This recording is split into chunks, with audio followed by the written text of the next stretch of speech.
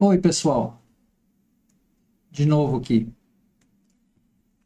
Vamos àquela terceira parte, então, conforme nós havíamos prometido aí desde o início. É claro, pessoal, uma coisa que eu não falei, não se pretende esgotar aqui todo esse tema. Como disse, é um tema muito rico, existem livros, palestras fantásticas, eu mesmo ministro palestras com esse tema, palestras de conflito em diversas circunstâncias. A ideia agora é o seguinte, os conflitos devem ser evitados. A celeuma que cria em volta disso é uma coisa fantástica. Como evitar conflitos, como administrar as situações de conflito. O curso que eu montei, que eu ministrei ao longo da vida, é isso, administração de conflitos organizacionais, que eu fiz primeiro com uma psicóloga. É muito interessante, não é, essas coisas, porque isso, olha que paradoxo. À medida que você começa a estudar, você começa a entender melhor essa questão essa questão. Pessoal, desculpa, eu fiz uma coisa errada aqui. Você começa a estudar isso mais aprofundadamente. O paradoxo é isso, que gera um conflito dentro de você, dentro da gente, e que nos faz pensar. E isso é positivo. E isso é interessante. Existe um conflito. Primeiro, eu consigo identificar o conflito. Esse conflito, a situação de conflito está claro para mim? Esse é o primeiro ponto. Qual a razão do conflito? Quais as causas? Quais as possíveis consequências desse conflito? Eu estou com sede. Isso é um conflito interno. Eu não tenho água aqui. Ou eu tenho água, mas eu não tenho copo. Ou onde eu estou tem que comprar a água, eu não tenho dinheiro. Então observe que são situações de conflito. O que eu faço para administrar essas situações conflitantes? Eu deixo para lá? Às vezes é necessário, sim, deixa para lá.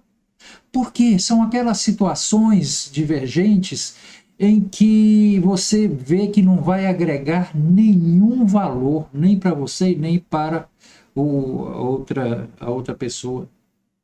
Aliás, pessoal, uma coisa que eu não falei para vocês, deveria ter falado no primeiro episódio, eu trabalho muito com essa ideia da etimologia, né, das palavras, a origem, a informação. A palavra conflito, ela é interessantíssima, vem do latim confliger.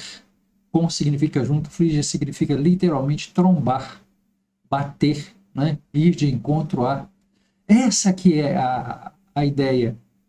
Eu não concordo com você, mas eu tenho os meus motivos para não concordar. E quem melhor, eu sugiro que quem se interessar, pode fazer um estudo melhor, ou uma outra situação, eu posso fazer uma gravação aqui, eu acho que melhor seria isso, sobre um psicólogo estadunidense chamado Maslow. Ele escreveu, enfim, fez um trabalho muito bacana, que eu gosto muito, sobre hierarquia das necessidades. As necessidades, claro, elas são pessoais. Nós é que valoramos essas necessidades de acordo com o nosso interesse, de acordo com a nossa visão, de acordo com a nossa vida.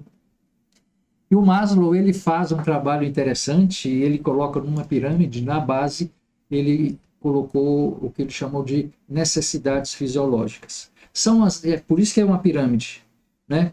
Em cada degrau dessa pirâmide, enfim, se essas necessidades não forem satisfeitas, não dá para você satisfazer a seguinte. Por exemplo, a primeira necessidade que ele fala são as básicas, né? Necessidades básicas ou fisiológicas.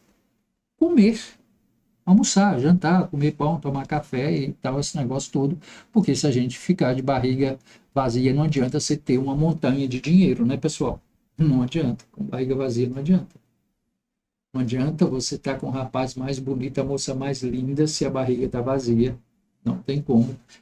Depois da barriguinha cheia, ele diz que, em segundo lugar, vem a necessidade de segurança. Segurança física, não é? Proteção, é você estar dentro da sua casa, é você não ser assaltado, ser morto por essa violência louca que a gente está vivendo por aí, e até a segurança pessoal, segurança, por exemplo, de trabalho, segurança de estudo. Você tem que estar seguro da roupa que você está usando, né? Sei lá se ela vai descosturar lá no meio da festa, vai rasgar. Em terceiro lugar, olha que coisa interessante, nessa gradação do Maslow, ele então diz necessidade social. O ser humano, o homem é um ser social, né? É assim que a gente aprende, assim que se fala. Nós temos uma necessidade muito grande de pertencer, de pertencimento, de pertinência. É o meu marido, é minha esposa, é o meu filho, é a minha igreja, é o meu pastor, é o meu médico. Olha que bacana. Eu vivo bem no meu bairro, na minha rua. Então isso é uma necessidade social. A barriguinha cheia, estou seguro. Agora, essa necessidade de pertencer, de casar-se, de namorar. A necessidade de... Isso, né, é a terceira. A quarta necessidade é a necessidade de estima. O que é estima? Estima é gostar, é gostar-se. É aquela necessidade de demonstrar confiança. Eu confio nas pessoas, as pessoas confiam em mim, eu respeito e sou respeitado. Isso é estima. Não é? Eu sou bem visto e querido lá no meu trabalho. Eu preciso disso, você precisa. Tá? Necessidade de estima. E por último, em quinto lugar, não de importância, obviamente, mas dessa pirâmide dele, ele coloca a autorrealização. Essa pirâmide, claro, né? Posição normal dela. Então, aqui por cima, vem a necessidade de autorrealização. Pessoal, isso é efetivamente o topo da necessidade humana. Sonho, moral, ego. Não sei se serei feliz no exemplo. Silvio Santos precisa trabalhar, pessoal? Não! Por causa de dinheiro? Por causa das necessidades básicas, elementares? Não! Aquele moço é muito, muito rico. Mas ele gosta de estar lá na frente, gosta de se mostrar. Eu tenho um prazer enorme de estar à frente de uma turma, numa sala de aula, num auditório, numa palestra. Como diz lá a propaganda, pessoal, isso não tem preço. Não estou falando que eu sou bonitinho, não é isso não. Eu quero dizer para vocês que isso nos diferencia, nos torna diferente. Tem gente que fala assim, não, eu não tenho sonhos, não, para mim tá bom. Eu ganhando um saláriozinho razoável, colocando feijãozinho com arroz em casa, tá bom demais. O outro vai dizer, não, meu sonho é ser professor universitário, o meu sonho é ser médico, embora meu pai seja um grande empresário e tal, esse negócio todo. Aí o outro fala assim, mas que bobagem. Para que você vai estudar tantos, vai não sei das quantas, eu moro aqui na roça, no interior. Nem estudar, estudei. E duvido que você seja mais feliz que eu, tomando minhas cachaçinhas, etc, etc. Pessoal, não vamos fazer aqui juízo de valor, porque juízo de valor é sempre conflitante. Embora o façamos o tempo todo, nós vamos gravar um episódio sobre isso. Fazer juízo de valor, não. É cada um no seu quadrado. O que te faz bem?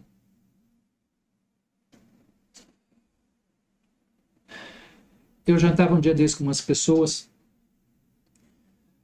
e aquela pessoa dizia o seguinte, eu fico bobo, como é que vocês comem carne crua japonesa? Sushi, tal de sushi. É a pior comida que existe. Eu falei, olha, você já experimentou? Não, mas é a pior. Eu parei. Eu vou discutir por quê. Eu vou convencer, eu gosto. Eu vou convencer, ou eu ia convencer aquela pessoa que ela estava errada? Não. Não, eu não ia convencer. O que seria interessante? O que agregaria de valor? Se não agrega valor, deixa para lá a situação de conflito. Hã? Por outro lado, existem situações, eu citei no episódio anterior, existem situações em que você tem que bater na mesa, falar, é assim e tem que ser assim. Não é que a autoritariedade seja a regra. Não, não, pessoal, a autoritariedade é exceção. Eu quero assim, fim de papo. Nas organizações a coisa funciona assim. Numa sala de aula, por vezes, a coisa funciona assim. Fala, gente, eu quero que... Professor, não pode fazer desse outro jeito? Não, tem que ser assim. Ah, professor, mas não. Por quê? Porque eu tenho uma forma... O professor, ele tem uma visão, ele sabe o que ele quer avaliar. Ou o que é importante para que o aluno saiba. Aliás, sala de aula é um grande laboratório dessas situações de conflito. Grandes situações de conflito, né? Muito interessante. No campo de direito, pessoal, não vamos entrar em detalhes, mas existem, além do Estado juiz que eu falei, que é o juiz de direito, a figura que nós conhecemos lá do juiz de direito, que é um servidor público, não é concursado, e que ele está ali para administrar as situações de lide, de conflito que enfim, as partes levam para lá. Existem outras situações, outros institutos, como falamos lá, que são muito interessantes, que induzem as pessoas a solucionar os seus conflitos sem ter que ir lá no juiz. Existe uma lei, por exemplo, a lei da arbitragem, é um instituto interessante em que se escolhe um árbitro, que não é o juiz, mas é que ele vai tomar uma decisão, ele vai prolatar uma sentença, que é recorrível, etc, etc. Existe uma outra coisa lá no Código de Processo Civil, 2 institutos interessantes, que um é a conciliação, em que tem uma terceira pessoa envolvida naquilo, de uma parte você tem o autor, do outro o réu, enfim, uma situação demandante, conflitante, em que esse conciliador ele vai induzir as partes. Induzir. Então ele fala assim, ô fulano, por que você não aceita o que a outra parte está oferecendo? Ô fulano, por que você não pode pagar um pouquinho mais? Por que não aceita dividir essa despesa aí em 2, em 3 vezes? Então, o conciliador tem essa parte, muito interessante. E um outro instituto é o Instituto da Mediação, em que o terceiro ele é absolutamente imparcial. Ele está ali para ouvir a proposta das pessoas envolvidas e fazer o registro, uma espécie de ata, uma coisa nesse sentido. Pessoal, e por último, a ideia sempre é essa. Administrar o conflito, administrar, não significa necessariamente solucionar. Buscar a solução pacífica é o mais inteligente. É o mais inteligente. O ser humano, ele é danadinho. Não é porque aquele pessoal derrubou as Torres Gêmeas naquele 11 de setembro, e que isso dá o direito dos Estados Unidos ir lá invadir todo mundo, como fez, etc, etc.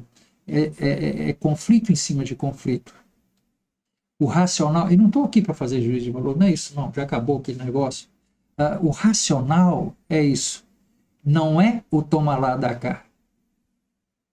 Quando se beira as vias de fato, passa esse toma lá da cá, é preferível tirar o time de campo, literalmente. Agora, bater de frente, simplesmente abandonar a situação de conflito não é racional, não é o melhor. O que é racional? É chamar a outra parte, vamos conversar. Se necessário for, se importante for administrar aquela situação de conflito. O casal que vira a cara um para o outro e cada um dorme lá num canto e etc, etc. Ah, vamos dar um tempo para que a coisa, o tempo se encarregue disso. Não, o tempo não vai encarregar. Senta aqui, vamos conversar. Vamos ver. Difícil? Claro que é difícil, não é fácil não. Sei como é que é isso. Tá bom? Pessoal, vou encerrar aqui com uma frase. Uma frase não, uma historinha. Eu falei para vocês que eu gosto muito, muito dessas metáforas.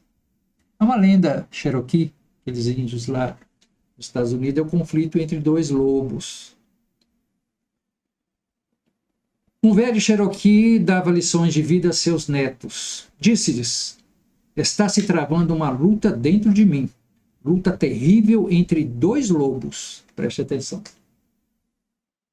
Um é o medo, a cólera, a inveja, a tristeza, o remorso, a arrogância, a autopiedade, a culpa, o ressentimento, a inferioridade e a mentira. O outro lobo, o outro é a paz, a esperança, o amor, a alegria, a delicadeza, a benevolência, a amizade, a empatia, a generosidade, a verdade, a compaixão e a fé. A mesma luta está se travando dentro de vocês e de todas as outras pessoas. As crianças puseram-se a refletir sobre o assunto e uma delas perguntou ao avô: